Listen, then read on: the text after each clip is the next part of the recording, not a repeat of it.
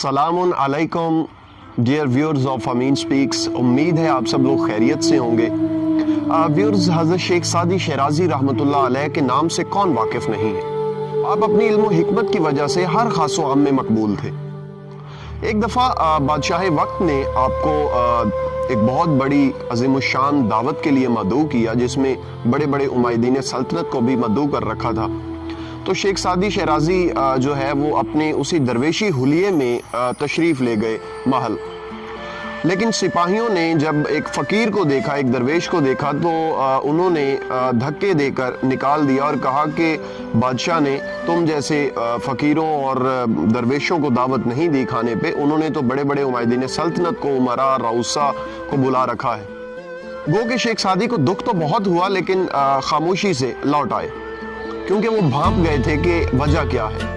उन्होंने इंतहाई कीमती लिबास ज़ेबतन किया, एक बेहतरीन सवारी जो है वो ली और दोबारा महल तशरीफ़ ले गए। वही सिपाही जिन्होंने धक्के देकर आपको महल से दरबदर कर दिया था, उन्होंने शायान शान आपका इस्तकबाल किया और महल तक ले गए आपको।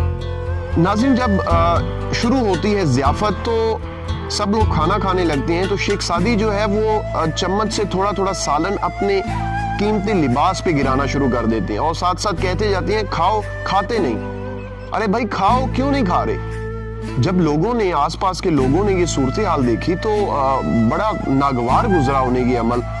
बात ऐसा ऐसा बादशाह तक पहुंची, बादशाह भी उस जाए वकूआ पर पहुंचे तो पूछा कि हजरत, इस आपके इस अमल के पीछे क्या हिकमत पोशीदा है?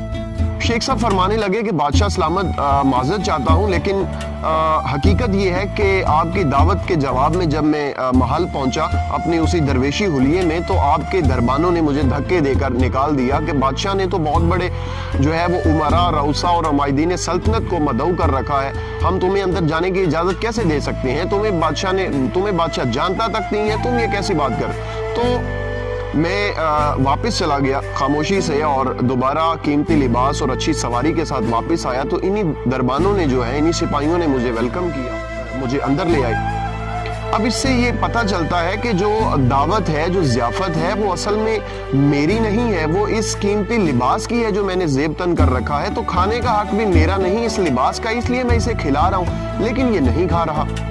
मैं इसे बार बार कह रहा हूँ कि खाओ, मगर ये नहीं खाता। बादशाह सलामत को जब सारी सूरत हाल से आगाही हुई तो उन्हें काफ़ी शर्मिंदगी हुई। उन्होंने शेख साहब से माजरत की और अपने सिपाहियों को भी जो है वो डांटा। इस मॉरल स्टोरी से हमें ये चीज़ सीखने को मिलती है कि हम अपने आसपास देखें इस मटीरियलिस्टिक और मादी दौर में, तो इज़्ज़त का मायार पैसे को समझ लिया गया है।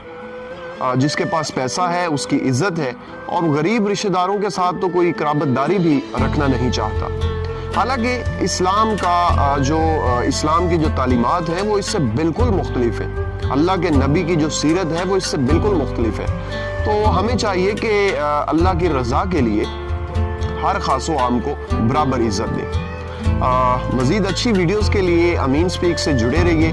अल्लाह आप सबको खुश रखे, सेहत और सुकून से नवाजे। फी अमानिल्लाह।